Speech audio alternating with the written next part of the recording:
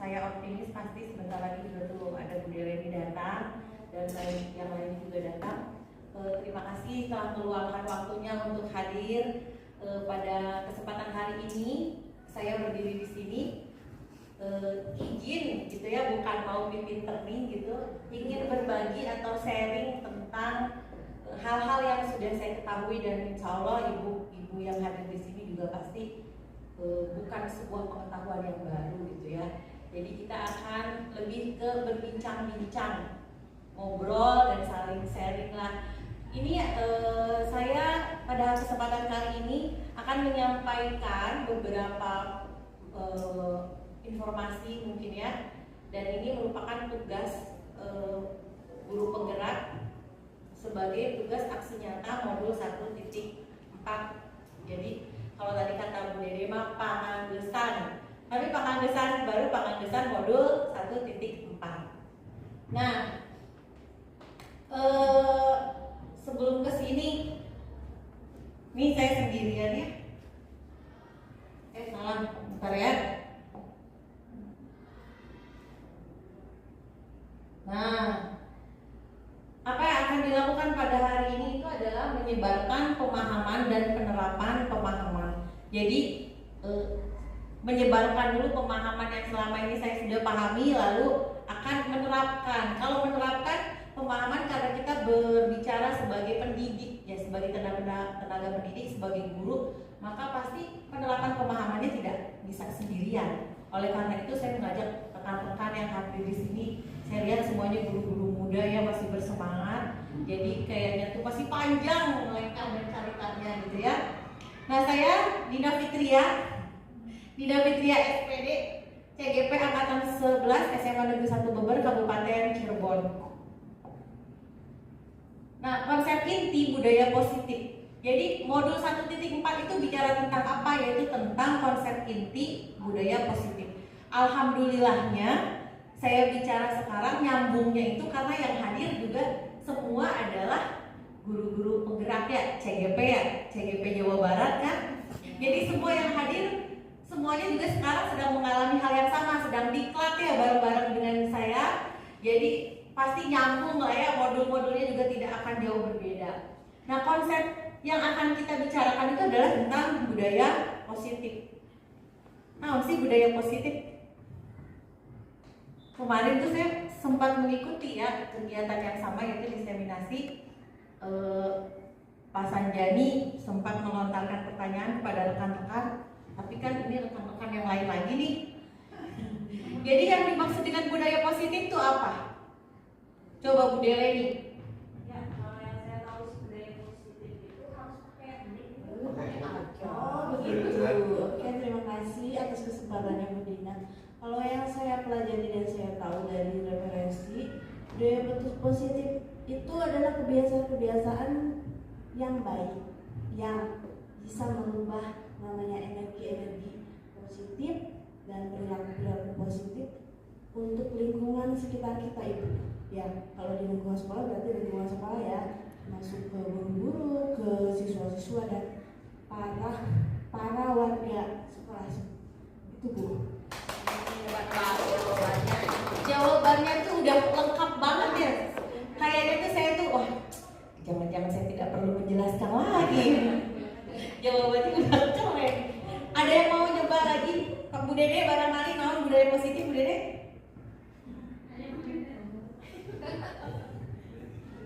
Nilai-nilai atau keyakinan-keyakinan dan kebiasaan sekolah yang berpihak kepada murid. Berpihak kepada murid ya, nilai-nilai. Oh, itu pokoknya jawaban ibu guru banget ya. Budaya positif. Tapi yang pasti semua yang hadir ini tahu yang namanya budaya itu. Pada saat kita bicara budaya pasti kita akan bicara tentang kultur, kebiasaan ya. Jadi apa yang ada di sekitar kita, di keliling kita ini pasti banyak sekali kebiasaan-kebiasaan yang sudah mengakar gitu. Nah, dari kebiasaan-kebiasaan yang sudah mengakar itu kan pasti ada yang jeleknya, ada yang bagusnya, ada yang positif, ada juga yang negatif. Nah, kita sebagai guru mungkin akan lebih menggali budaya-budaya yang positif. Nah, materi apa saja sih yang hari ini kita mau obrolkan ya?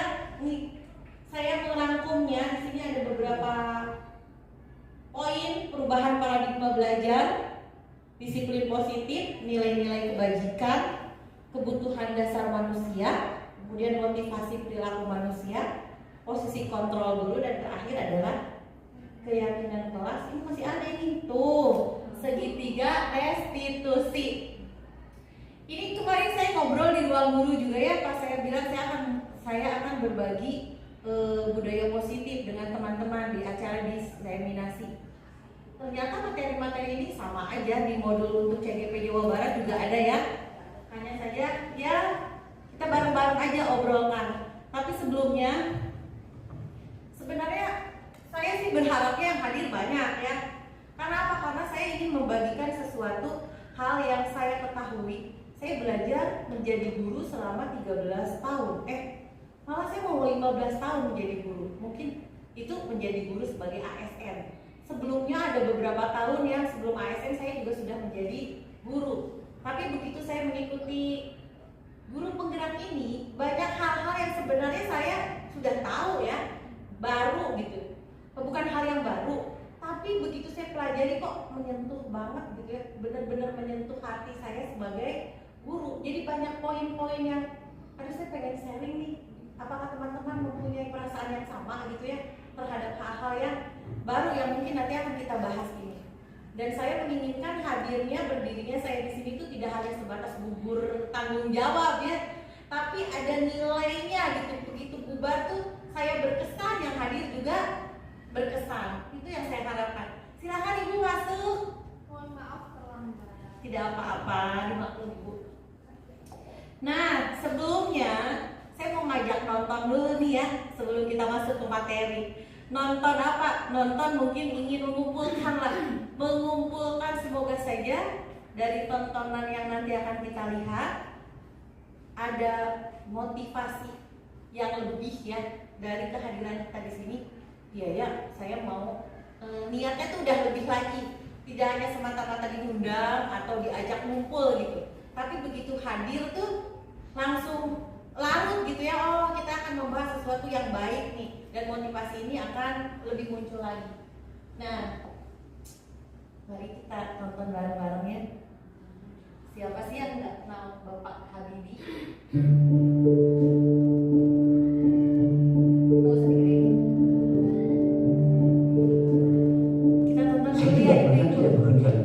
Kalau orang pernah tanya sama saya, Pak Abi, kok bisa begitu? Mentalitas apa itu? Saya mentalitas sepeda. Kalau anda naik sepeda, anda berhenti, anda jatuh. Jadi kalau saya berhenti bekerja, saya masuk.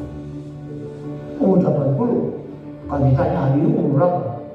90 kurang 10. Tapi jiwanya 17 tahun. Tidak ada bedanya. Saya umur 80 tahun. Kenapa? Karena alasan-alasan tadi yang saya bilang. Itu motivasi. Yang penting motivasi deh. Semangat saya itu datang atas keyakinan dan kesadaran bahwa saya ini manusia, produk dari masyarakat di mana saya hidup. Karena saya dan keluarga saya dulu dan sekarang dan masa depan agar ada bagian terpadu dari masyarakat ini. Kalau masyarakat ini makmur, ya saya ikut makmur. Karena itu saya terus tidak mau berhenti. Saya bilang, tidak ada gunanya Anda IQ-nya tinggi, tapi pemalas, tidak memiliki disiplin, forget. Yang penting adalah Anda sehat, mau berkorban untuk masa depan yang lebih cerah, dan Anda konsisten, bekerja keras, berdisiplin. Saya bersyukur sejak saya lahir sampai sekarang, saya mampu membuat saya pusing antara ilmu, agama, budaya, dan pengertian ilmu pengetahuan dan teknologi. Saya bersyukur bisa menyelesaikan semua masalah-masalah yang saya hadapi, masalah kenalan, dan terasa orang sekitarnya ikut menikmatinya. Itu filsafat yang diberikan oleh ayah saya.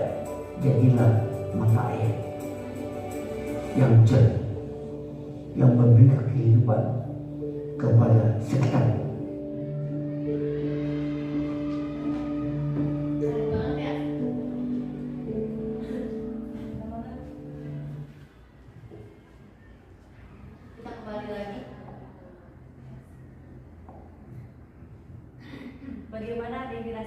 beda setelah nonton? Terasa beda? Kayak semangatnya Habibie tuh nyerap banget ya ke kita tuh ya. Beliau berkata tadi yang terakhir tuh benar-benar ya, jadilah air jernih gitu ya. Dan bersyukur sekali kita di sini hadir sebagai ibu dan bapak guru.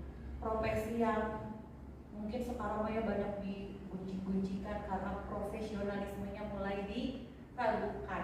Kalau dulu mah sampai guru itu disematkan pahlawan tanpa tanda jasa. Nah, dengan adanya program-program seperti guru penggerak, saya menyadari sepenuhnya mungkin tugas kita banyak sekali di kelas ya. Tugasnya banyak di kelas, sedangkan dituntut kita ini itu, kadang-kadang kita banyak mengeluh ya. Kayak, diklat lagi, gugur kewajiban untuk apa? Tapi ternyata begitu kita benar-benar mendalami isi materi-materi yang ada di dalam pendidikan itu, banyak hal yang sangat menyentuh. Salah satunya menyadari posisi kita sebagai guru, di mana posisi guru itu kenapa mulia sekali yang kita hadapi itu generasi. Dan ternyata generasi itu tidak main-main.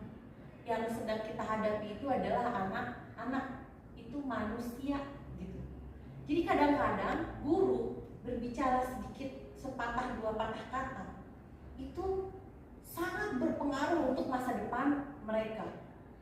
Sebenarnya tadinya tuh ada satu film lagi yang ingin saya tampilkan mungkin nanti ya sebelum pas kita sudah masuk ke materi, dimana ada seorang guru yang tuh marah-marah tuh ya, jadi tiap orang dia maku, tiap orang dia maku gitu. Jadi sampai si pakunya tuh udah pada banyak gitu, tapi akhirnya dia bisa menenangkan diri. Terus dicabutkan si pakunya tuh ya. Tapi lama-lama tuh ditanya, "Bapak, marahnya udah hilang kan?" "Iya, saya sekarang sudah bisa mengendalikan emosi." Tapi coba lihat paku yang Bapak tancapkan, walaupun sudah dicabut, bekasnya masih ada. Jadi jangan gegabah ya, kita sebagai guru kadang-kadang kita gegabah, marahnya gegabah, menghukumnya gegabah, berbicaranya pun gegabah.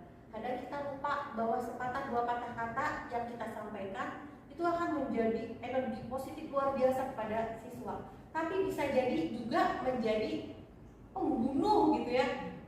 Siswa membawa dirinya ke sini tanpa motivasi apapun, bahkan mungkin itu pertahanan terakhirnya. Begitu bertemu dengan guru, meledak gitu ya, dimarahin atau diapa. Dan saat seperti itu, tumbanglah itu, dan itu akan diingat oleh mereka seumur hidup. Nah, makanya dari situ penting sekali kita mengetahui bahwa sekarang ternyata pendidikan sudah bergeser ya. Makanya judul pertama yang akan kita bahas itu adalah perubahan paradigma belajar. Pembelajaran dengan paradigma baru. Nah, apa sih pembelajaran dengan paradigma baru? Sebenarnya mah itu yang namanya pembaharuan itu kan setiap tahun kita tuh mendengar ya, dan kita ada menjadi bagian dari situ. Seperti yang baru sekarang mungkin hampir semua guru-guru SMA yang di Jawa Barat ini terutama ya, pembaharuannya apa? Oh, harus pada ikut CGP gitu ya, semuanya jadi guru penggerak. Pembelajaran yang paradigma baru merupakan pembelajaran yang dirancang berdasarkan pembelajaran berdiferensiasi, sehingga para peserta didik belajar sesuai kebutuhannya berdasarkan tahap perkembangan sesuai teori psikologi modern untuk mewujudkan profil pelajar Pancasila. Sebenarnya profil pelajar Pancasila itu sesuatu profil karakter yang kita harapkan ya. Pertemuan yang sebelumnya kan kita sudah pernah membahas tentang visi misi di sekolah ini apa, dan pasti alurnya itu menuju target sasarannya itu untuk membangun generasi. Jadi targetnya itu murid minded gitu ya. Nah, oleh karena itu pembelajaran dengan paradigma baru juga kita lebih mengacak diri untuk menggali terus siswa itu seperti apa sih, keistimewaan siswa itu seperti apa. Nah, berdasarkan prinsip berdiferensiasi, pada tahu kan ya, insya Allah ya ibu-ibu ya, pembelajaran berdiferensiasi lagi ngetren sekarang ini. Sebenarnya dari tahun-tahun sebelumnya juga udah mulai ngetren ya. atau mungkin saya saja yang ketinggalan zaman ya. baru sekarang ini saya mulai concern. Malahan awalnya begitu saya mendengar pembelajaran berdiferensiasi, yang terpikir oleh saya tuh kompleks sekali gitu ya, banyak sekali kan siswa yang beragam dengan karakter yang beragam, dengan permasalahan yang beragam datang ke sekolah dan dengan harapan akan lebih baik gitu ya. Dan itu tugasnya kita sebagai guru, menghadapi siswa yang sebegitu beraneka ragamnya.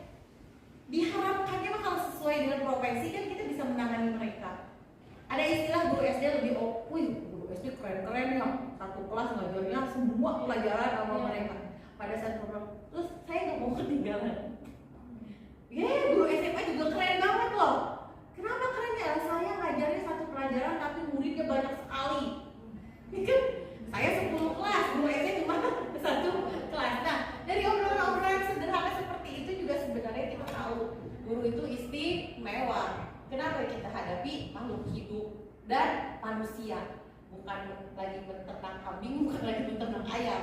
Makanya ada pembelajaran berdiferensiasi, sehingga para peserta didik belajar sesuai kebutuhannya. Bayangkan ya, kebutuhan peserta didik itu kan setiap individu itu berbeda-beda.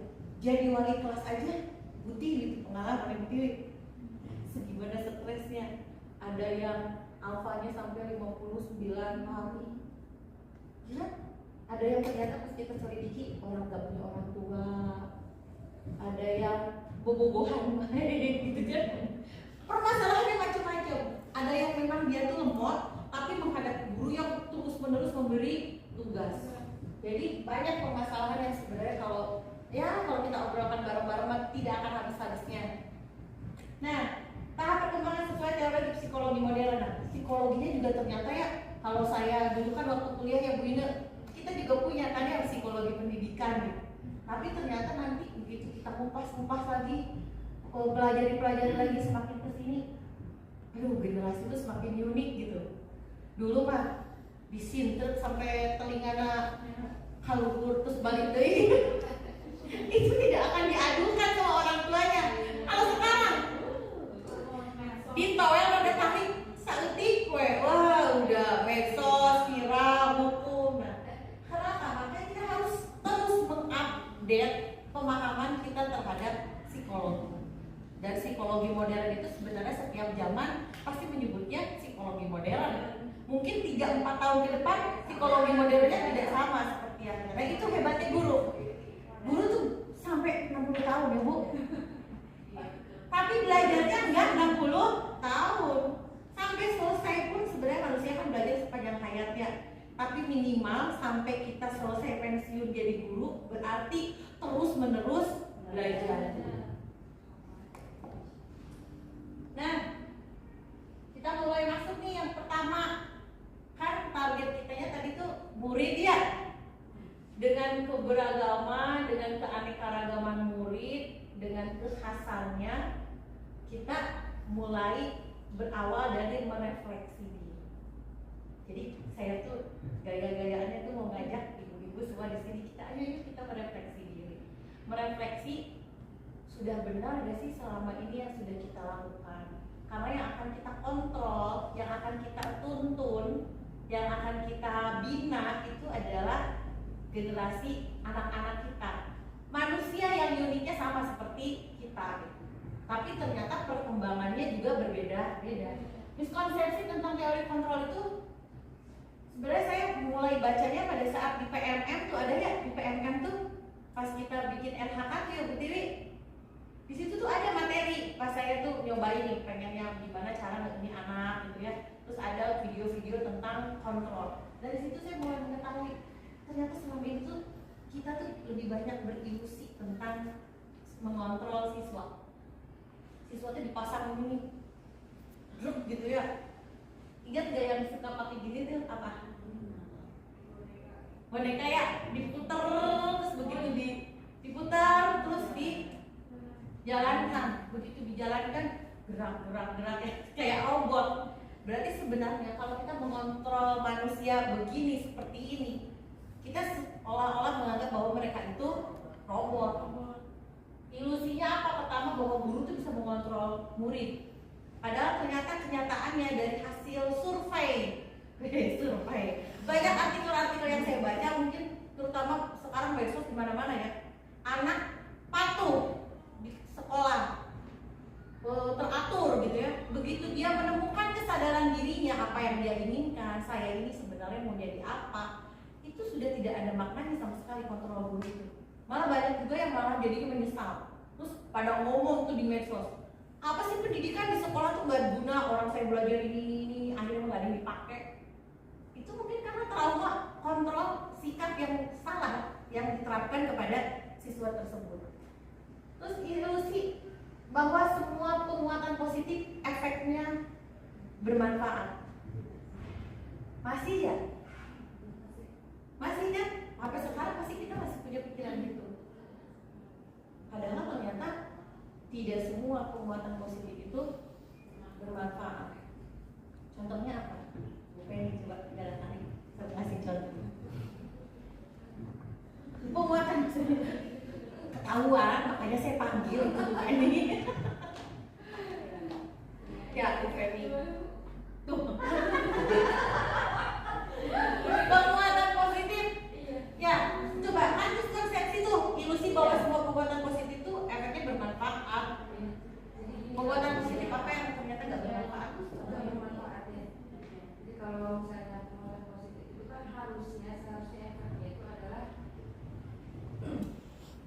kalau penguatan positif itu harusnya efeknya ke positif juga ya, dan kemudian bermanfaat juga.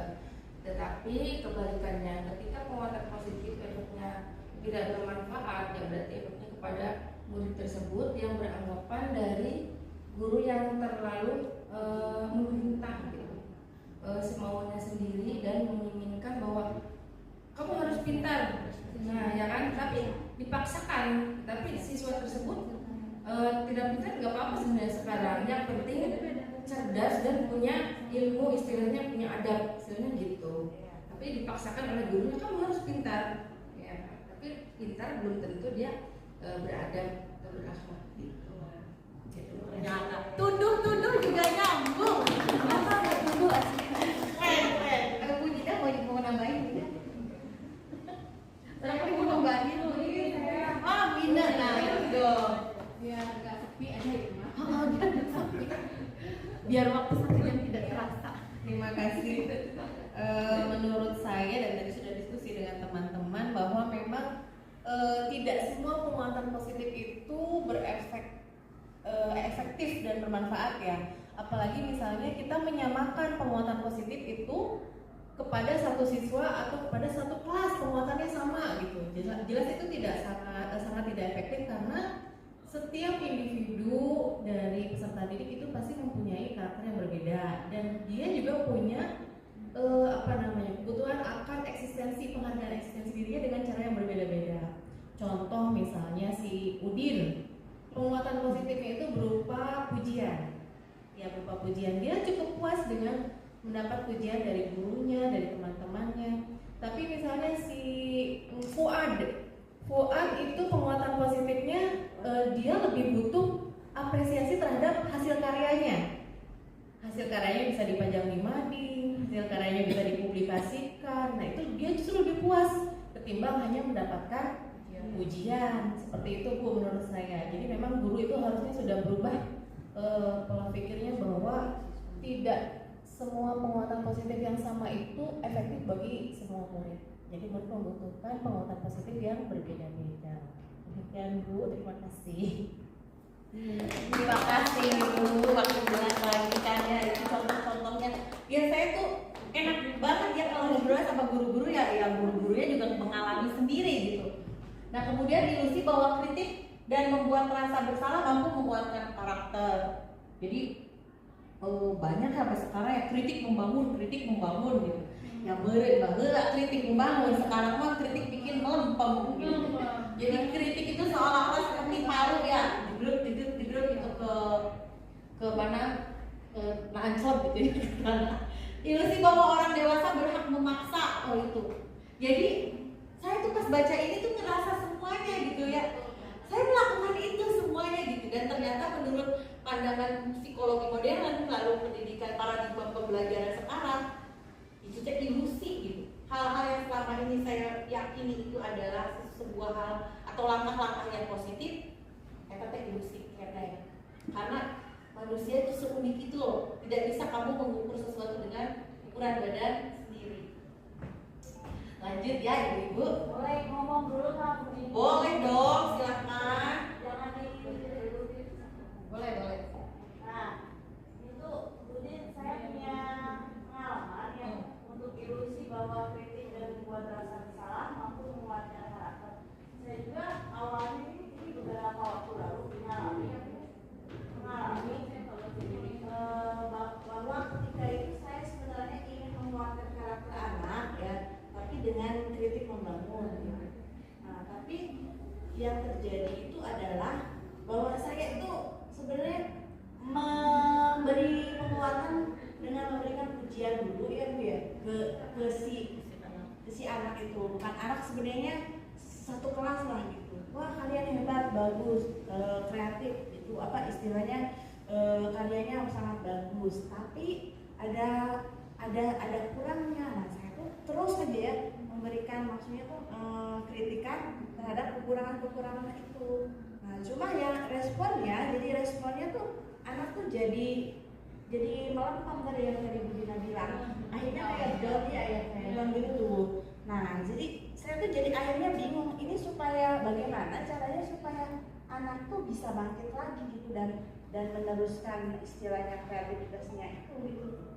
Jadi ini mah sebenarnya saya sambil ini juga ya saya pengen minta pendapat juga dari teman-teman guru yang lain bagaimana supaya bisa meningkatkan tuh yang tadinya apa istilahnya mereka punya semangat dari penguatan positif itu bisa istilahnya bisa bangun dan bangkit lagi gitu untuk meneruskan kreativitasnya itu.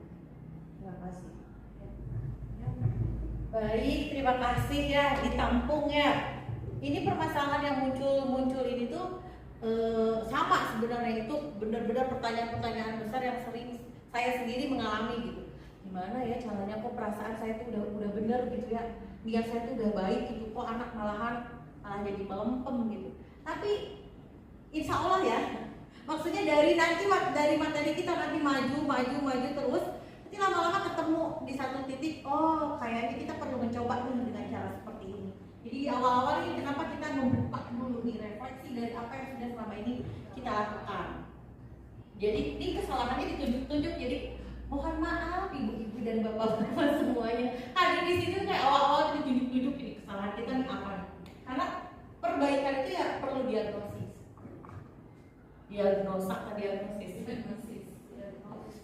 Betul banget ya.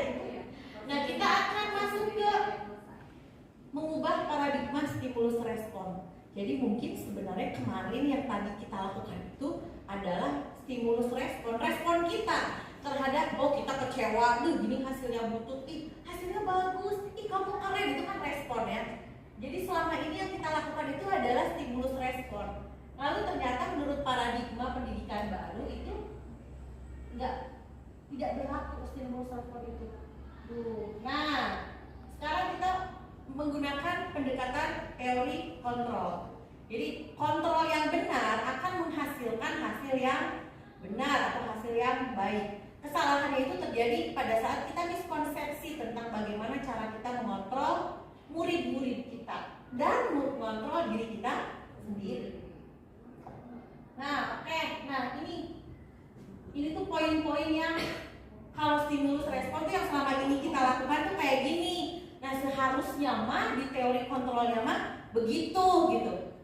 Yang pertama kita bongkar nih satu-satu ya. Yang pertama realitas kebutuhan kita sama.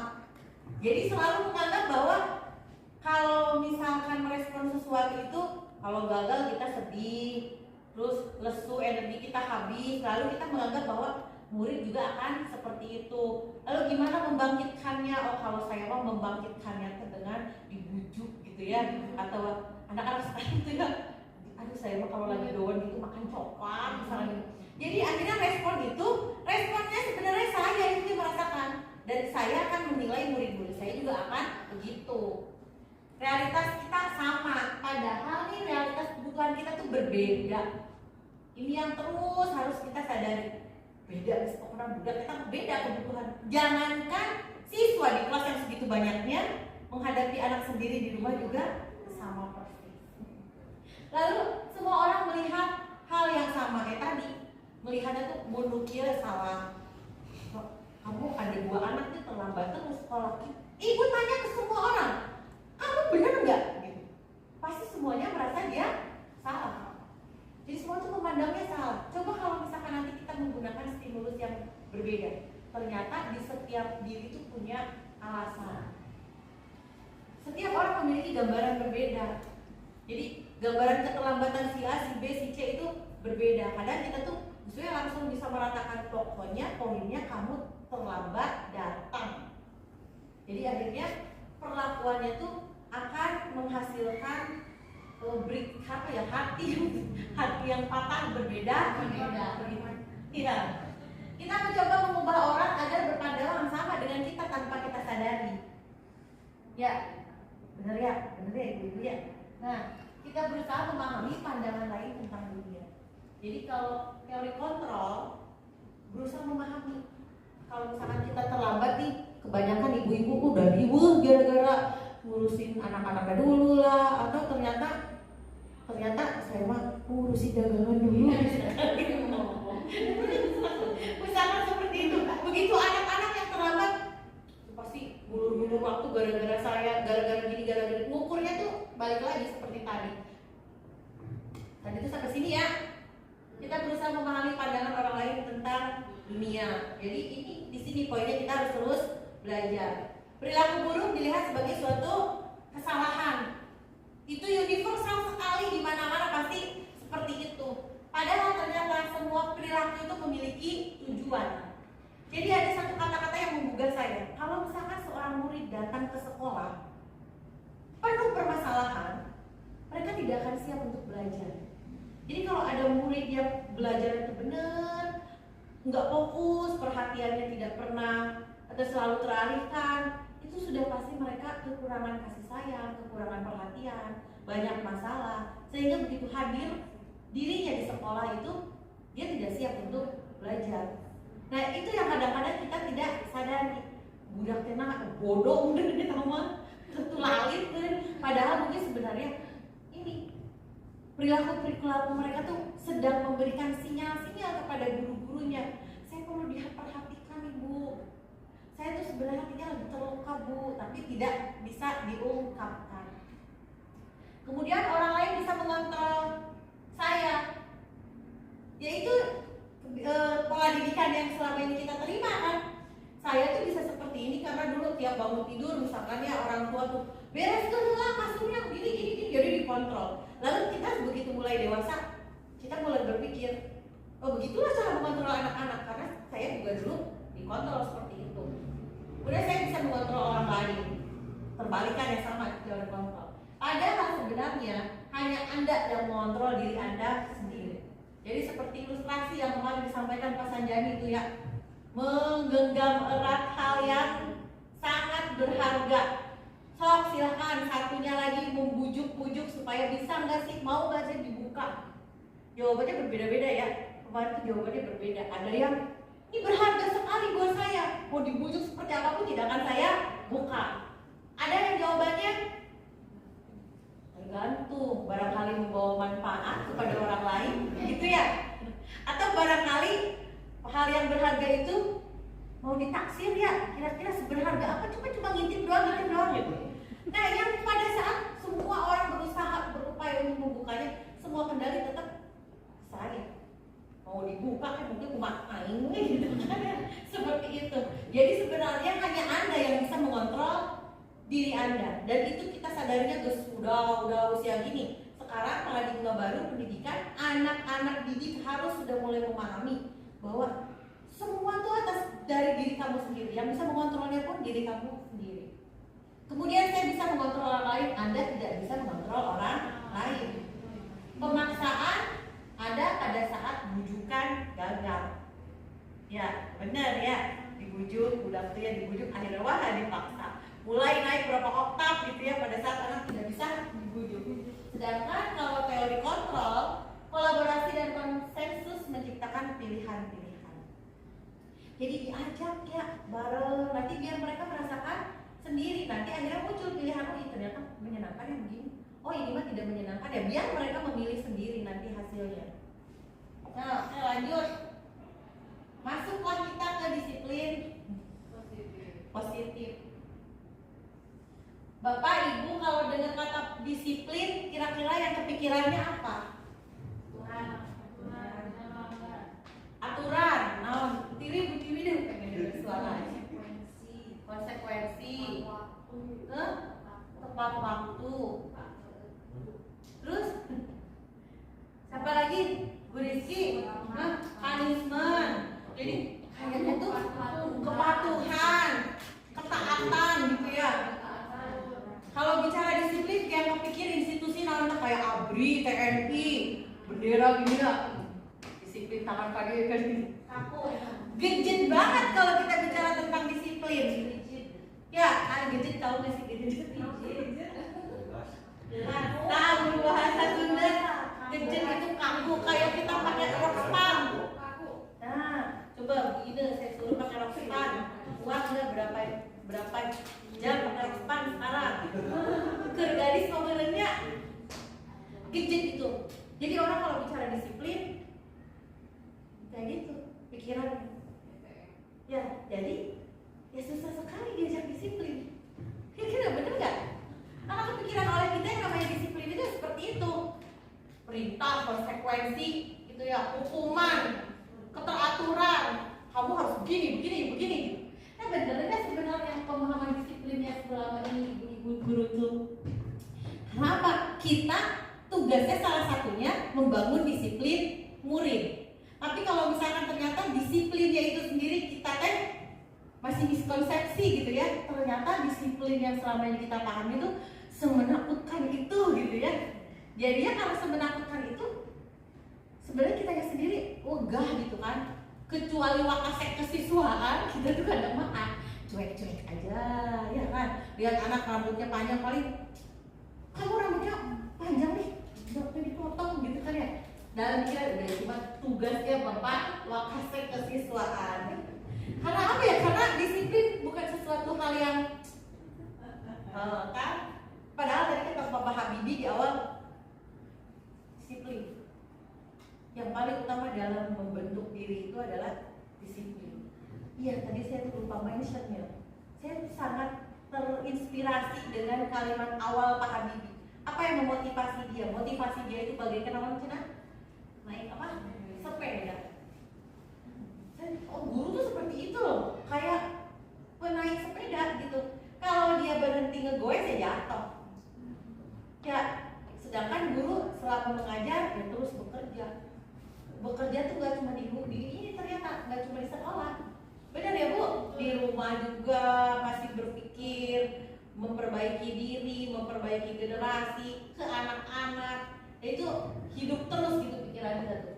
Nah, apa yang dimaksud disiplin sebenarnya? Kita tuh harus, saya tuh lebih tergugah lagi ya pada saat kita membicara tentang disiplin. Dan oh ternyata tidak semenakutkan itu disiplin itu. Justru disiplin itu sudah ada, sudah diinstalkan pada jiwa-jiwa manusia. Oleh siapa? Oleh Tuhan. Nah, mana ya? Ini kudu diusahakan aja layarnya. Disiplin positif. Disiplin itu berasal dari kata disiplina, artinya belajar. Jadi disiplin mengacu pada disiplin diri. Jadi sebenarnya setiap orang itu memiliki disiplin diri masing-masing. Nah, munculnya disiplin diri itu lebih banyaknya gara-gara motivasi hidup. Kita tuh sebenarnya tidak membutuhkan disiplin dari luar untuk kondisi dari luar. Awalnya kalau orang-orang menyadari motivasi target sasaran hidupnya mau gimana. Jadi bagaimana caranya supaya kita bisa menumbuhkan pada setiap diri siswa mereka punya tujuan hidup gitu. Karena kalau mereka sudah membentuk atau di dalam benak-benaknya itu sudah keluar tujuan-tujuannya, saya mau jadi ini, disiplin dirinya akan keluar dengan sendirinya. Kenapa akhirnya ada disiplin-disiplin yang dibentuk dari luar? keluar, sebenarnya itu hanya sebatas kontrol, ngingetin doang gitu. Kamu kan mau jadi dokter, ya masa mau jadi dokter kayak gitu. Nah, jadi akhirnya yang kita keluarkan itu hanya ungkapan-ungkapan untuk mengeluarkan disiplin dirinya. Jadi awalnya muncul disiplin itu sebenarnya ya dari kata belajar akan dirinya, yang memiliki tanggung jawab terhadap apa yang dilakukan berdasarkan nilai-nilai yang dia yakini. Jadi kalau disiplin berdasarkan nilai-nilai yang diyakini ya sebenarnya nggak bisa disetel oleh orang lain. Munculnya dari diri sendiri. Ya secara teori itu indah banget ya. Yang sulit itu menerapkannya gimana nih supaya anak-anak punya disiplin diri.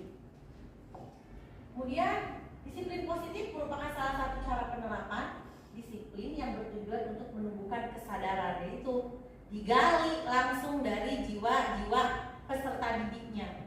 Jadi semua yang nanti akan kita bicarakan sebenarnya dari mulai motivasi, kesadaran, terus disiplin, biarkan keluar dari dirinya masing-masing. Ini sebagai pendidik, tujuan kita adalah membentuk peserta didik yang memiliki disiplin diri sehingga mereka berperilaku mengacu pada nilai-nilai kebajikan universal dan memiliki motivasi intrinsik atas perilakunya.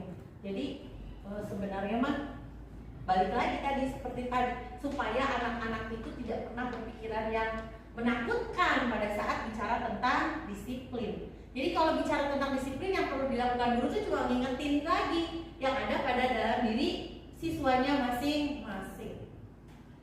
Oke, sampai sini sepertinya udah pada boring gitu ya.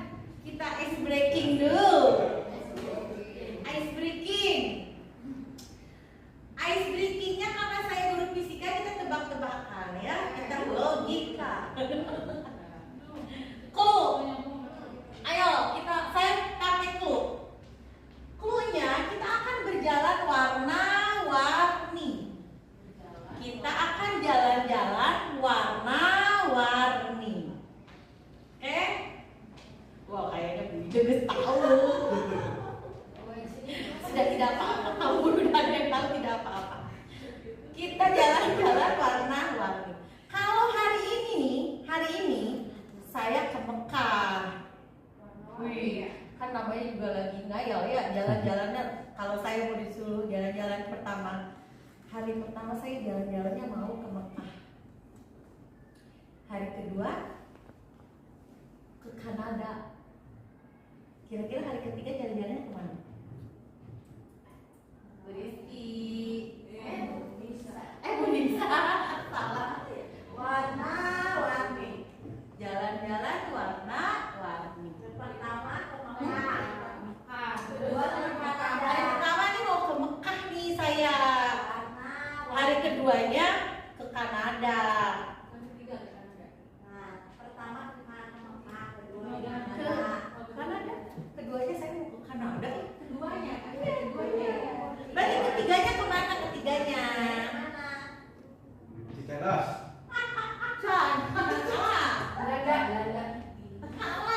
Cluenya dong, cluenya didengar cluenya. Jalan-jalan warna-warni. Riau.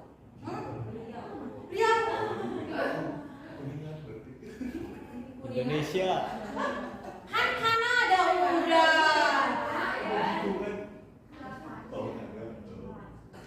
Terus habis ke Kanada kemana gitu ya? Iya, habis ke Kanada saya kira-kira jalan-jalannya kemana nih? Bulgaria. Hah? Bulgaria. Oh, bisa. Tapi bener. Hongkong. Ada yang belum connect? Lagi-lagi. Itu habis ke Hongkong ke Belanda, habis ke Hongkong ke Belanda. Merah, kuning, hijau, biru. Ngerti Bu Penny? Satu lagi, jelasin dulu. Kita akan jalan-jalan, clue-nya adalah jalan warna-warni. Berarti kita urut warnanya nih, biasanya dari habis merah, kuning, hijau, biru. Iya, sebenarnya kalau dari ilmu pengetahuan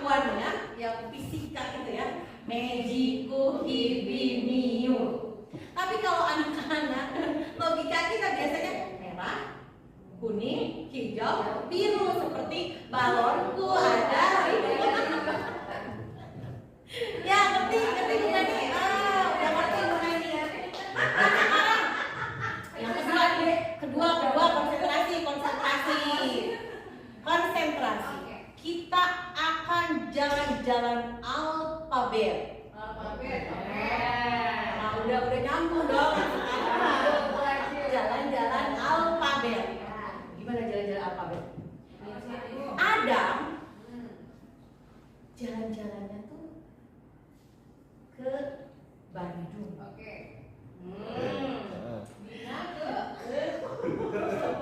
Linda, nih si Linda jalan-jalannya ke Malang.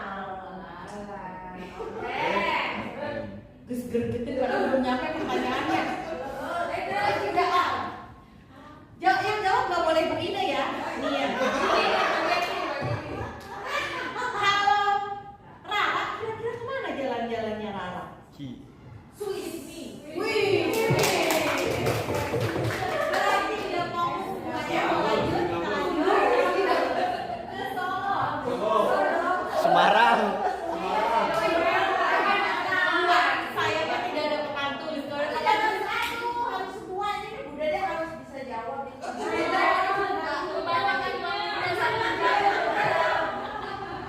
Nanti akan ada lagi, kita lanjutkan lagi. Nanti lupa ada tujuannya kesini mau ngapain. Nah, nilai-nilai kebajikan. Bu Iip nih belum dengar Bu Iip. Kalau dengar kata kebajikan, belum lihat. Kalau dengar kata kebajikan yang kepikiran naon? Film itu.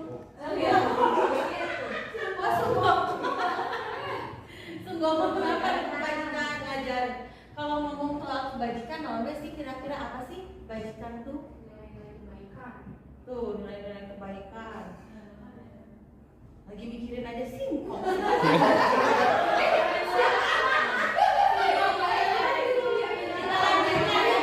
Nilai-nilai kebajikan. Nah, judulnya nilai-nilai kebajikan. Nilai kebajikan adalah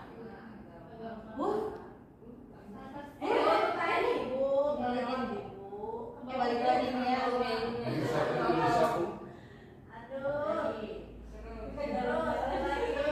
Ini teh kudu di kurang sentuhan. Nilai-nilai kebajikan adalah Bu Iip. Nilai-nilai yang disepakati bersama. Jadi belum tentu muncul kurang baik, menurut kamu baik. Itu berarti bukan kebajikan. Pokoknya lepas dari suku, bangsa, agama, bahasa, disepakati secara universal. Jadi tidak melihat latar belakang dan lain-lain. Itu nilai-nilai kebajikan. Kalau misalkan ditalar ya satu kata aja contoh coba nilai kebajikan yang universal. Apa? Itu satu kata aja nilai-nilai kebajikan yang universal. Contohnya. Contoh. Mandiri. Terus jujur. Adil. Untuk gak ada yang jawab BNI, BJB.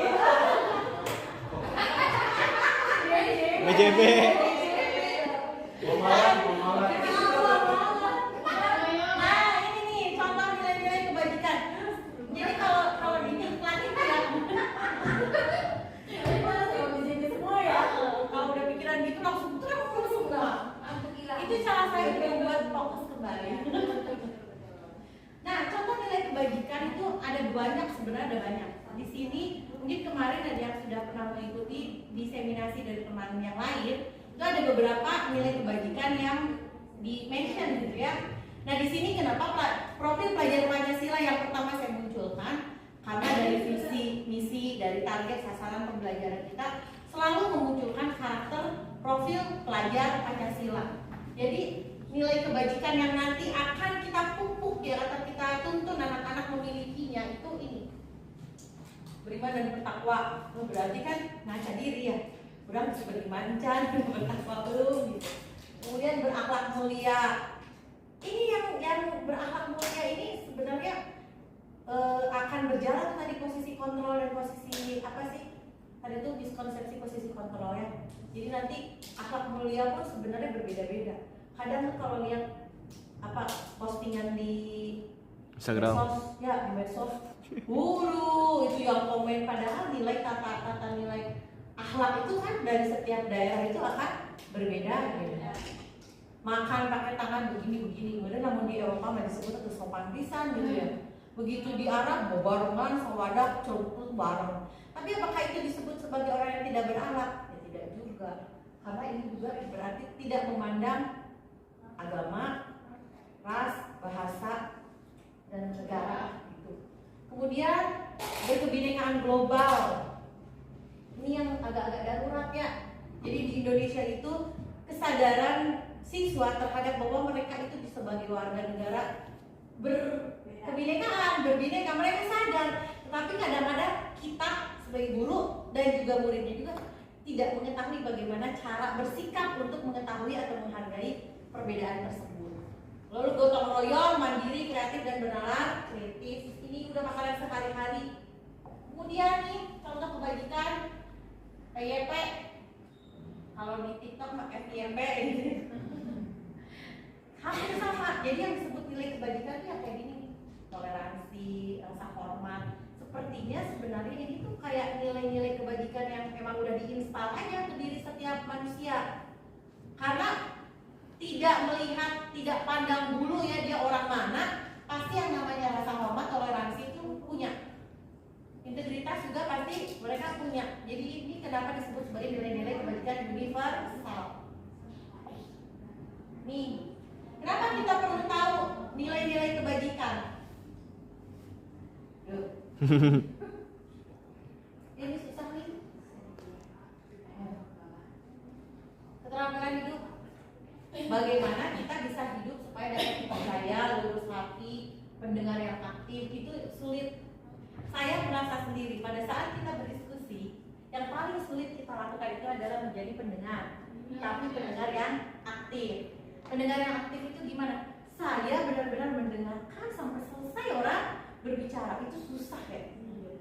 Kenapa? Pada saat kita mendengar orang bicara, di otaknya udah mulai muncul ide-ide dan gagasan.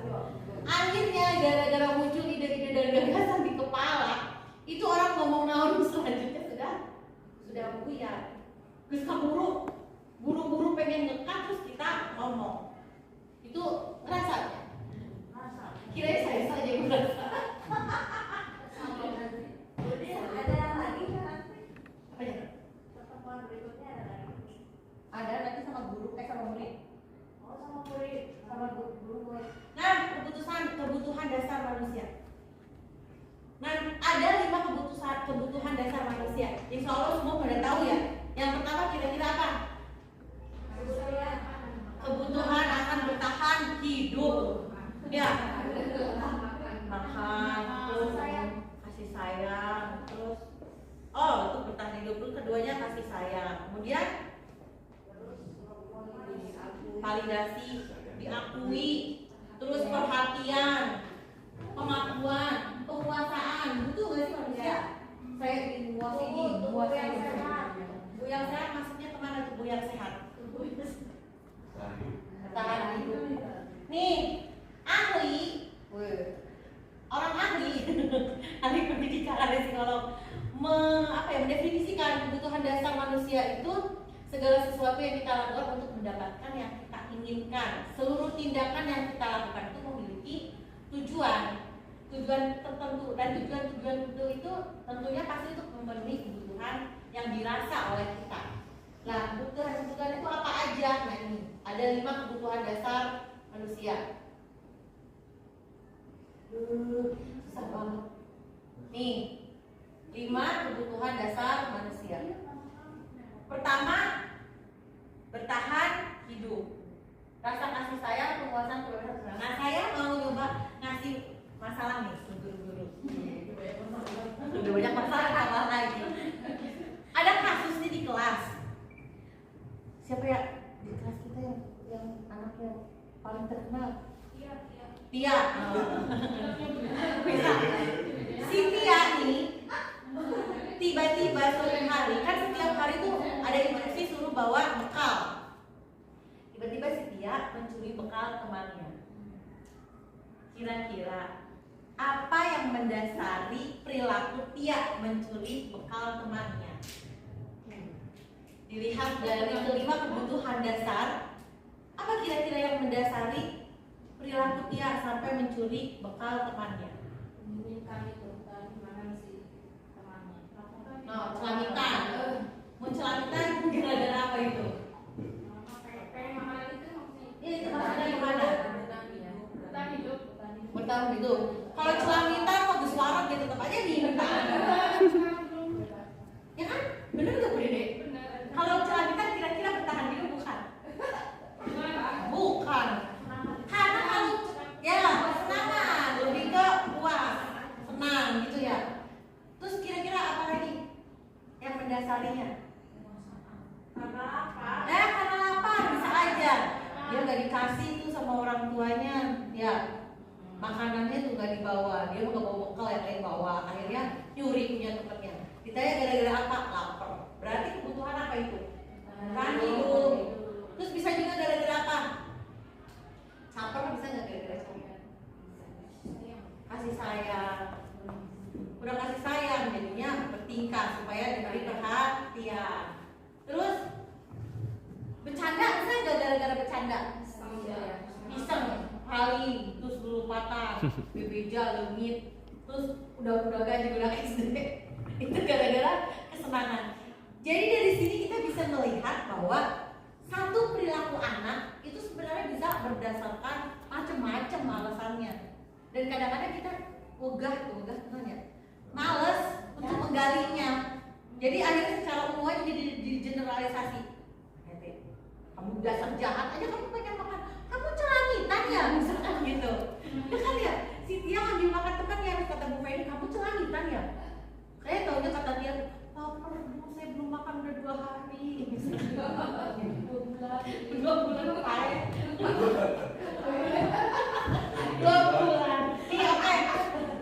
Lanjut. Motivasi perilaku. Nah, sebenarnya dari kebutuhannya tuh sebenarnya dari awal tuh ya. Jadi dari kebutuhan manusia itu siapa? Nah, iya terus ke bawah.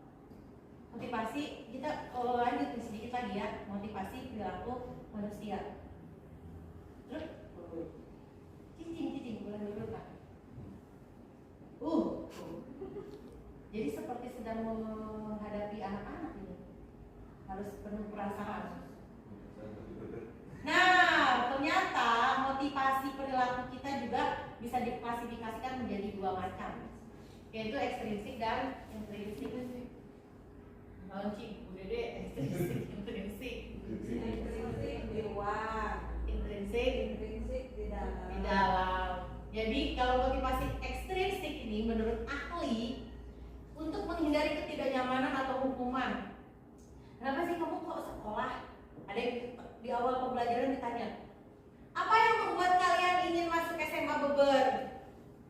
Teman-teman saya pada masuk ke sini Bu, disuruh oleh guru, oleh orang tua Bu. Udah ibu sekolahnya cuma ada di sini. Itu kita bisa mengklasifikasikan. Maksudnya ke motivasi menghindari ketidaknyamanan. Daripada ke sekolah kan nanti dia diecek. Budak sak kamu pengangguran dan itu tidak nyaman. Kemudian untuk mendapat imbalan atau penghargaan bisa ekstrinsik juga, kayak misalkan orang tuh rajin nari, rajin apa. Ternyata saya pernah nonton drakor guys. Jadi ada satu manusia, ada satu perempuan wanita, dia tuh dari sejak sekolah tidak berhenti mengejar mimpi, menurut dia memimpi. Ternyata begitu dia udah kelelahan ya, karena dia harus selalu jadi nomor 1, harus selalu kalau bekerja harus di tempat yang paling oke. Lama-lama lelah, capek dia. Kenapa? Karena dia mengejar sesuatu dari luar. Dirinya tuh dipaksa untuk apa? Ini. Ternyata dia merasa enak gitu ya. Begitu dia mendapatkan sesuatu lalu dikasih pujian, dikasih penghargaan. Dan ternyata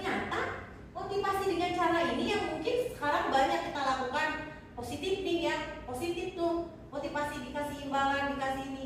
Bener nggak Bu Dede? Positif kan? Saya aja P5 kemarin tuh ya, ini anak-anak dia habis malas, ini lomba, nanti ibu kasih hadiah. Padahal sebenarnya pemberian hadiah dan penghargaan, jika setiap melakukan apapun motivasinya dengan cara seperti ini, suatu saat mereka akan menyadarinya, dan itu melelahkan. Terus saja mengejar ini dikasih imbalan, ini dikasih penghargaan. Dan itu juga bisa membuat depresi. Betul nggak, Bu Deleni? Iya kan? Bisa nggak kira-kira depresi? Depresi belum pernah kejadian. Nah, saya kasih contoh sekarang. Depresi. Dia hidup selama ini mengejar penghargaan. Dia melakukan semua yang terbaik karena ingin mendapatkan penghargaan. Ada di satu titik menemui suatu tempat di mana dia kesulitan untuk mendapatkan penghargaan itu. Jadi dia memforce dirinya terus sampai mendapatkan penghargaan ini. Depresi. Baru kemarin kejadian Olimpiade kenapa? Yang dari Jepang tuh. Oh iya. Iya. Bukan, teriak kencang-kencang sekali karena dia kalah.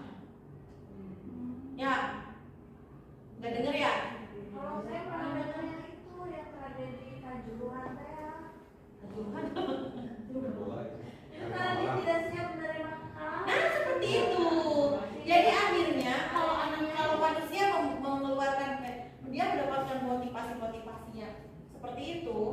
Salah satu tidak semua sih ya. Salah satu side effect-nya itu ya ini, bisa depresi dia.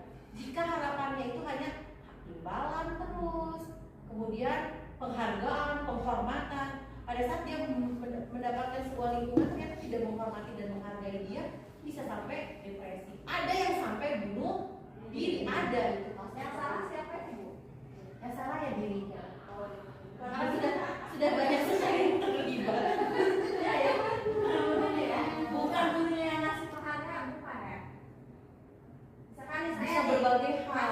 kasih hadiah nih ke anak buat reward gitu. Tapi saya juga pernah dengar di PNM di itu katanya kalau ngasih hadiah itu juga kurang bagus ya. Gitu, makanya jangan sering-sering. Iya, proporsional. Jadi kalau kita bisa melihat seorang siswa kayaknya ini mah anak tuh kudu dipuji baik, kudu nanti itu kita pun harus mulai ngerem. Terus mulai nanti kita masuk ke poin nanti. Gali apa yang ada pada dirinya. Jadi jangan pedah dipuji baik, kamu mau begini. Atau ada juga yang kasus anak saya dulu si Dafa, ingat nggak Dafa? Dikat, nggak usah nyebutin. Murid saya tuh si A ya. Itu dia nggak mau sekolah gara-gara apa? Ternyata dibully. Tidak nyaman dia. Kan gara-gara terlalu ganteng. Wih, emang ganteng sih banget kan? Jadi orang-orang tuh nyebutnya apa? Cantik padahal laki-laki. Jadinya nih, motivasi intrinsik untuk menjadi orang yang mereka inginkan dan menghargai diri sendiri dengan nilai-nilai yang mereka percaya. Itu motivasi intrinsik. Jadi kira-kira dari tiga motivasi mana yang paling baik kira-kira? Ini ya, menjadi orang yang mereka inginkan. Jadi tumbuh balik lagi akhirnya lahir dari diri sendiri. Nah, hukuman tidak terencana dan konsekuensi ini pengantar ini untuk maju ke berikutnya. Ini 3 poin yang tadi yang bisa memunculkan motivasi. Bisa dari hukuman, bisa dari konsekuensi yang tadi misalkan kalau kamu melakukan ini kamu dapat ini, kalau kamu ini kamu dapat itu juga dari konsekuensi. Tapi ternyata dampaknya itu kalau hukuman itu kan dia tidak terencana, tidak siap mentalnya kan, tiba-tiba kan kalau hukuman itu datang kamu berdiri, kamu angkat kakinya, tidak diajak ngobrol, tidak ada diskusi, jadi satu pihak kalau hukuman. Kemudian kalau yang reward itu konsekuensinya tuh memang reward kan direncanakan kayak apa, lomba, kayak apa ya, dikasih hadiah. Terus yang terbaik nanti dikasih hadiah. Tapi tetap itu murid tetap dibuat tidak nyaman. Tidak nyaman tuh ya mungkin ya karena nanti dia mengejarnya terus hadiah. Kemudian yang terakhir, kalau untuk melahirkan motivasi dari dalam dirinya, katanya dari restitusi. proses menciptakan kondisi bagi murid untuk memperbaiki kesalahan, proses kolaborasi, nanti menemukan kolaborasi itu. Restitusi tidak bisa dilakukan sendirian. Jadi ada proses dialog. Nah, jadi karena ada proses dialog, maka terjadilah restitusi untuk memunculkan motivasi internal. Yang paling bagus restitusi. Ya, nih 5 posisi kontrol. Kayak tadi nih, kita ngasih hukuman juga tidak terlalu baik, kita ngasih penghargaan juga tidak terlalu baik. Lalu posisi kontrol yang seperti apa sih yang sebenarnya paling bagus untuk kita lakukan? Nih ada 5 katanya nih posisi kontrol. Nih, mana yang paling sering? Kita paling sering ada di mana? Penghukum. Pernah? Pernah, tapi nggak terlalu sering ya. Pembuat rasa bersalah. Makasih kita coba itu membuat rasa bersalah tuh.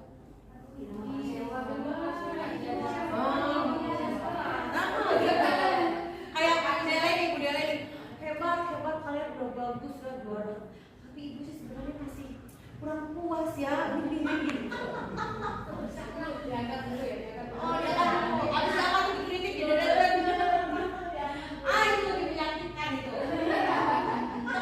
Teman, banyak yang merasa jadi teman. Ada. Efeknya apa kalau anak terlalu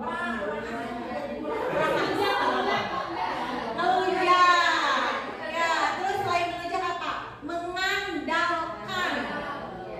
Nanti kita juga sebagai guru tuh ada rasa apa ya? Kayak rasa terbebani mental ya. Kita udah akrab nih dengan si Tia tadi misalkan ya. Nah begitu si Tia bermasalah terus kitanya mau hare-hare aja kan kita juga punya beban mental. Terus saya Bu, tolongin Bu gitu kan. Masih kode-kode kitanya berdaya. Mau nggak mau akhirnya nulungin deh dan masalah pasti teman. Kalau pemantau, cuma aja pemantau. Mantap, bingung kayak pasang-pasang tujuh. Kayak pasang-pasang tujuh. Di mana yang dipantau? Nah, rata-rata kalau mendengar posisi kontrol pemantau, kalau saya tanya teman-teman ngobrol gitu juga, rata-rata tinggal ikut apa? Nah, pemantau itu sebenarnya ya sama sih, pemantau gitu, tapi mantaunya tuh punya peraturan. Biasanya kalau posisi pemantau itu gini, selalu memvalidasi. Misalkan kamu terlambat, kamu tahu peraturannya. Kamu tidak tahu memangnya ini jam berapa? Masukkan jam 7. Jadi dia merasa ada peraturan yang sedang dijunjung tinggi gitu.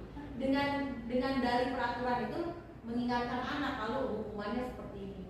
Kan tahu kan kalau kamu terlambat coba tahu hukuman anak. Bersihkan WC Pak. Ya udah sana bersihkan WC.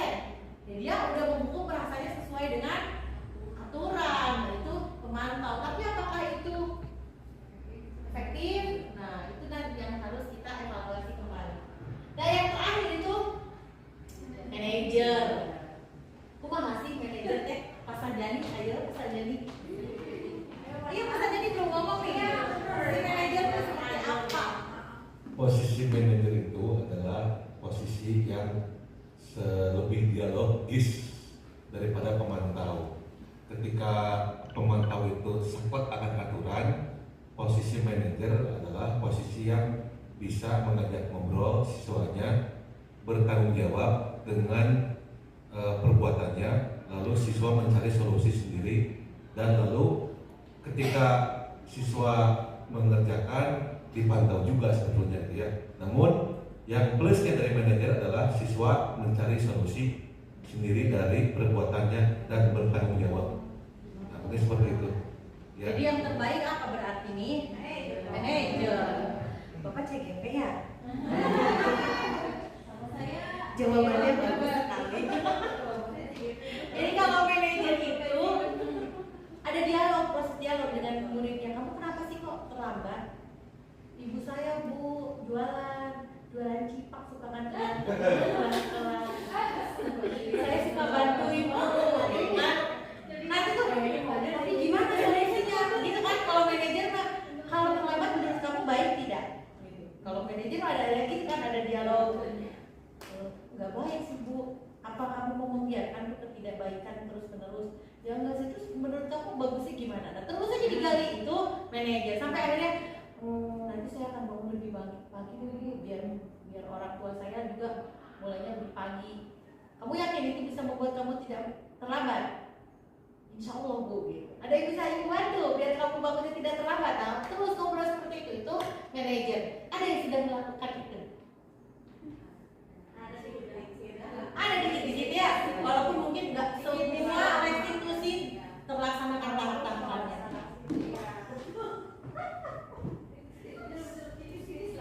Tipis ya. Kebanyakan kalau manajer kampus itu malah sudah jadi berarti beda ya Pak? Beda. Kalau di sini kenapa disebutnya manajer? Karena memanage jiwa anak tuh supaya menemukan tuh ya, menemukan kesalahannya, ya menemukan solusinya. Jadi kita tuh kontrolnya doang, kayak remote. Contoh penerapan 5 posisi kontrol dulu. Nah, ini minta dibesarin lagi.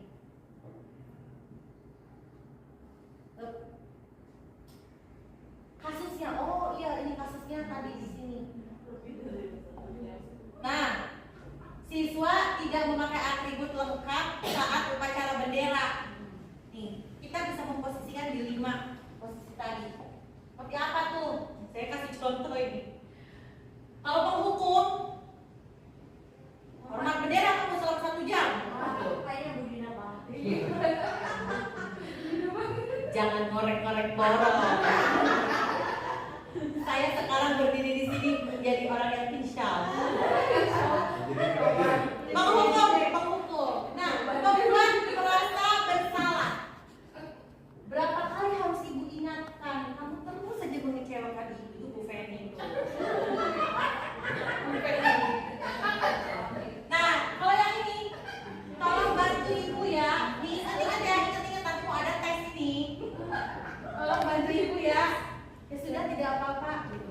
Terus ini teman ini kan, jadi pokoknya sama Ari teman tuh kudu ulah nyusahkeun teman dong gitu. Nah ini kalau pemantau nih, kamu sudah melanggar peraturan sekolah, kamu tahu kan konsekuensinya?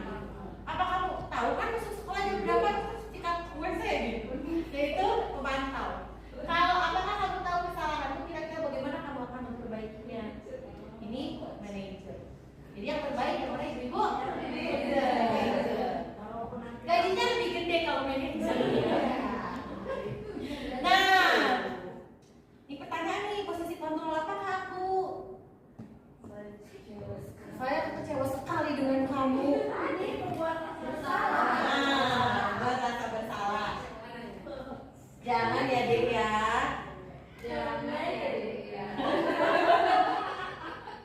Kamu tidak pernah benar melakukannya. Kamu tidak pernah benar melakukannya.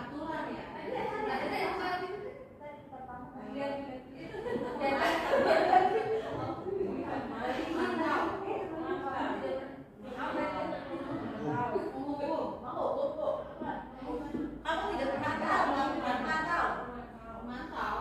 Hukum. Membuat rasa bersalah masih.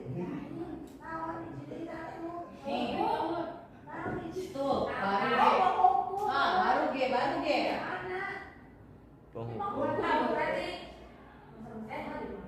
Kamu tidak pernah benar melakukannya. Kira-kira apa? Ya, mantau. Karena nanti yang benarnya tuh seperti ini. Oke.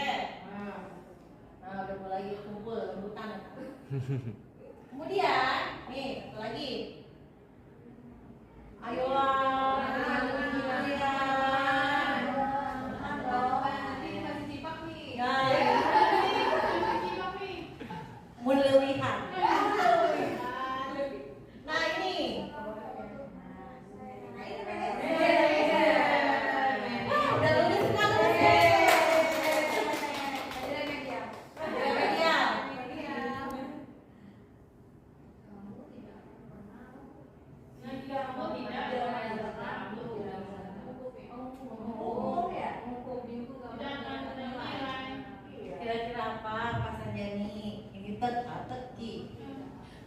akan pernah mendapatkan nilai jika kamu tidak mengerjakan tugas.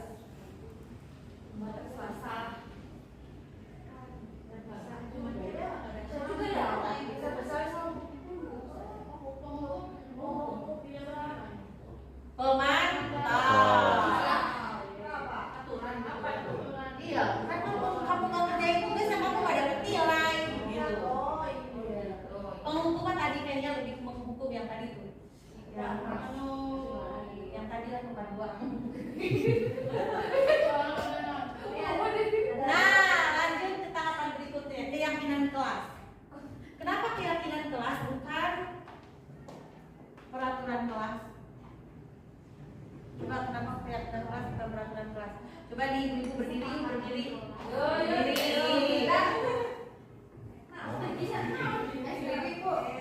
Ini mau masuk ke keyakinan kelas.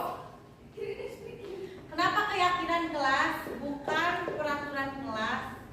Coba ibu-ibu, kalau misalkan ini murid-murid ya. Coba dengarkan. Lakukan yang ibu katakan. Ya, jika ibu berkata, ibu bilang. Nah, berarti ibu bilang pegang telinga. Salah nggak sih? Ini hidung. Ibu bilang pegang hidung. Berarti pegang hidung. Berarti itu sih. Kalau dengar instruksi, ibu bilang pegang hidung. Ibu bilang pegang kepala. Ibu bilang pegang pundak. Gitu. Siap ya? Sok, mulai. Ibu bilang pegang mata. Ibu bilang pegang hidung. Ibu bilang pegang siku. Pegang hidung. Nah, itu kan gak ibu bilang.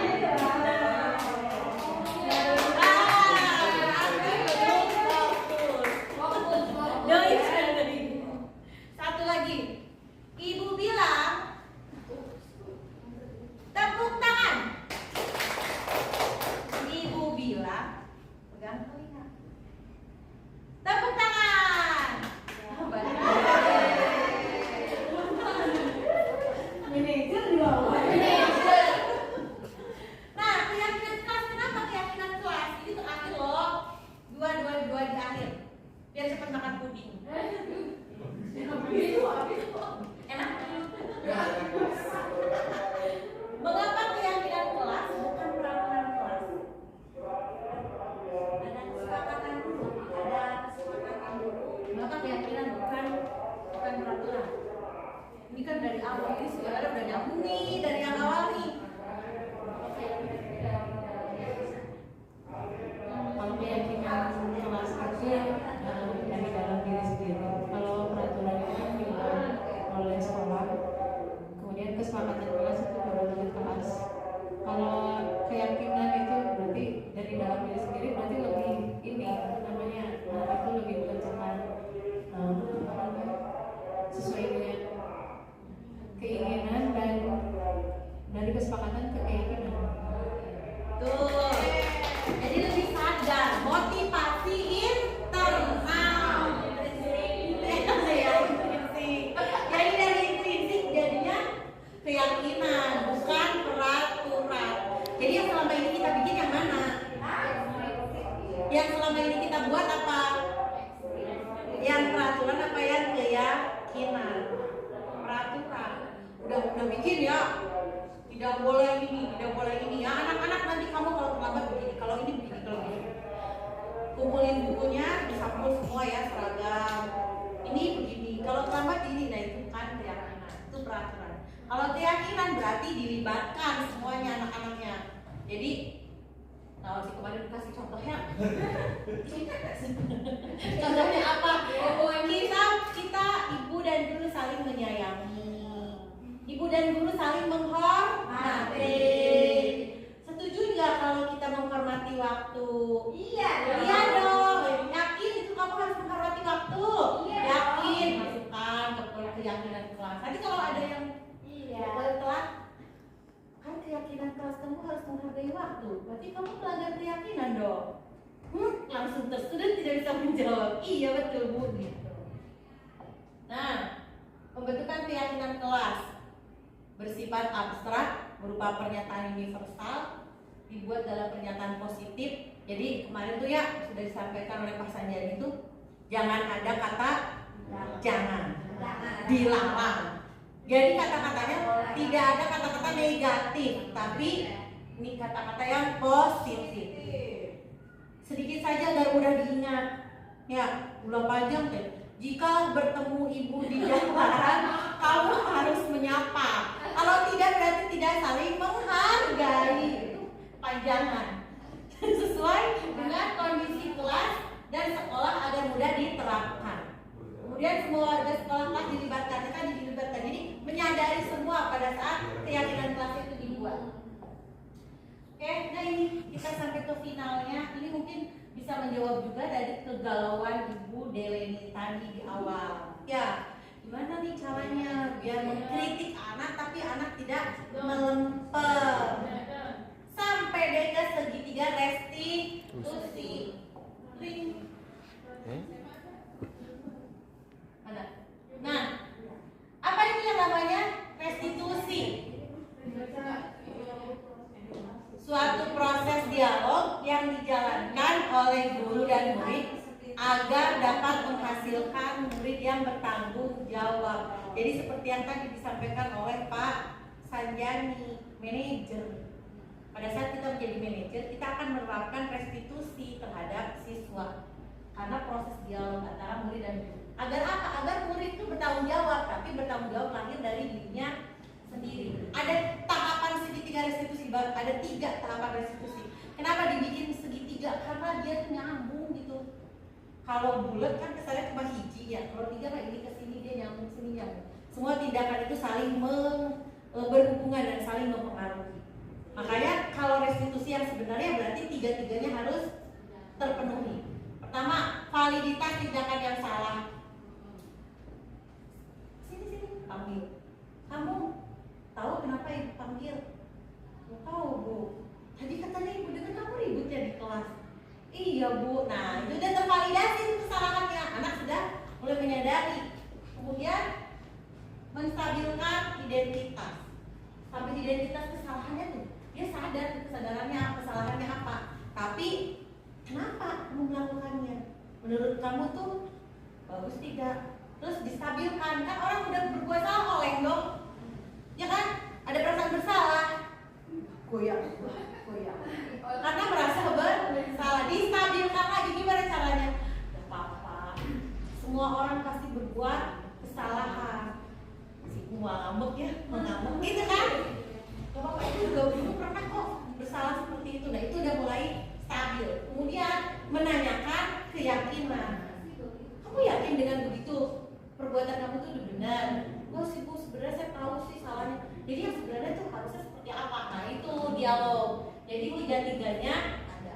Itu segitiga restitusi. Saya lihat wajah Bu Diri kayak paham gitu ya. Bukan paham, aku malah ingin bertanya. Kamu salah berarti saya. Iya. Boleh. Sebelum kita lanjut. Kalau segitiga restitusi, ini kan saya ini baru ya Bu ya. Ya. Bila katanya dari keyakinan itu sebenarnya yang namanya keseragaman itu kan aturan gitu ya. Kalau misalkan kalau misalkan kondisinya begini, kalau itu keseragaman yang dibuat oleh kelas itu ada berdasarkan keyakinan atau kesepakatan mereka sendiri, itu masih namanya aturan belum? Bukan. Maksudnya keyakinan. Nah, misalkan pada tadi misalkan bukunya dibungkus warna hitam gitu. Nah itu tuh bukan dari bukunya gitu, tapi dari berdasarkan kesepakatan anak-anak sekolah mau dibungkusnya warna itu dong gitu. Bukan dari itu tuh masih peraturan bukan? Itu kesepakatan maksudnya. Karena itu bukan merupakan sebuah nilai-nilai kebajikan universal. Itu kan cuma sepakat aja ya. Ayo kita pakai baju hijau. Karena kalau keyakinan kelas itu lebih ke kita pembentukan karakter menuju kebajikan universal. Apa? Saling menghormati. Itu juga bisa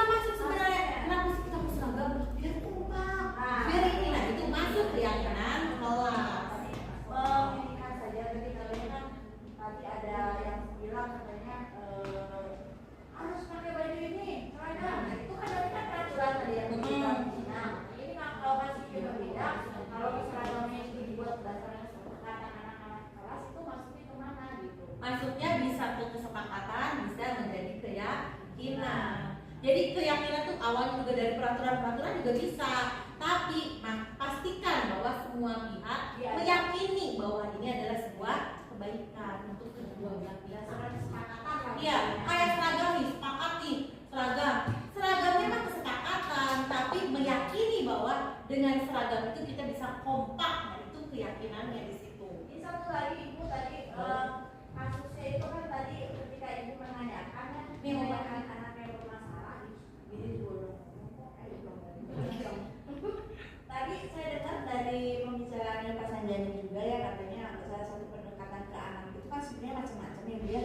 Nah terus saya jadi terpikir bahwa tadi yang disampaikan Bu Dina tentang ketika Bu Dina misalkan bertanya ke anak ya, istilahnya menanyakan satu Kesalahan. validasi untuk satu kesalahan.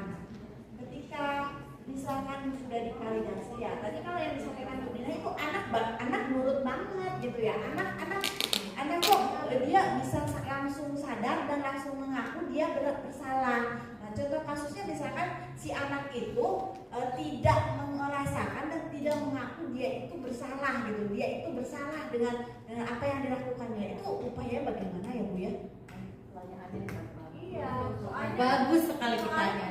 pengalaman Ini sekaligus menjawab bahwa restitusi itu bisa sangat efektif pada kondisi-kondisi seperti apa.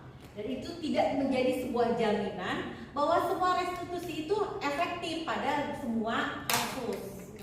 Untuk anak-anak yang kasusnya seperti itu, dia tidak sadar-sadar bahwa dia melakukan kesalahan, itu berarti tidak cocok menggunakan restitusi.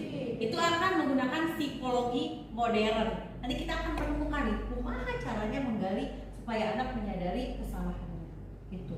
psikologi modern, beda materi ya Bu ya? Iya, beda materi. Tapi yang pasti itu tidak bisa dilakukan melalui pendekatan restitusi. Gitu. Udah waktunya tuh udah pada ya. Kita lanjut sedikit lagi.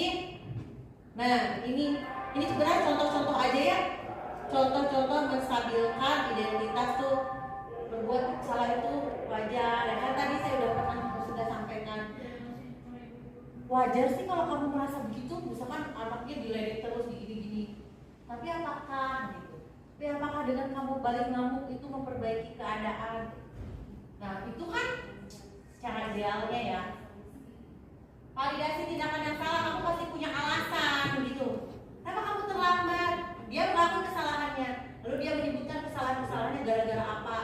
Saat dia mengakui itu sudah merupakan validasi. Kesalahannya sudah mulai divalidasi. Tuh. Nah, menanyakan keyakinan tuh, apa keyakinan kelas kita? Jadi kalau pas memunculkan kesadaran dari dirinya tuh misalkan ribut, padahal di keyakinan kelas kita saling menyayangi misalkan gitu. Jadi anak tuh diarahkan untuk coba dari keyakinan kelas kita, apa coba keyakinan kelas yang sudah kamu langgar? Saling menyayangi Bu. Ya bukan berarti saya nggak menyayangi sih Bu, misalkan gitu. Nanti akan ada proses dialog seterusnya sampai si anak menemukan terus gimana kamu cara memperbaikinya. Nih, seperti apa gambaran sebuah kelas yang ideal buat kamu? Kamu ribut terus, sebenarnya menurut kamu situasi kelas yang ribut itu menyenangkan tidak? Gitu terus diarahkan ke arah-arah seperti itu. Kamu ingin menjadi orang seperti apa kan? Mau ngamuk baik kan ya? Apakah kamu ingin jadi orang yang ngamuk terus gitu kan? Udah menutup aja. Nah ini cuma contoh ya, contoh penerapan restitusi. Ini saya bikin video, tapi udah perlu ditonton. Ini video restitusi. Sebenarnya nanti saya share aja ya. Kita akan bahas di pertemuan berikutnya biar udah penasaran ya video nawan ya Bu Dina. Menutup. Akhirnya kita sudah sampai di penutup.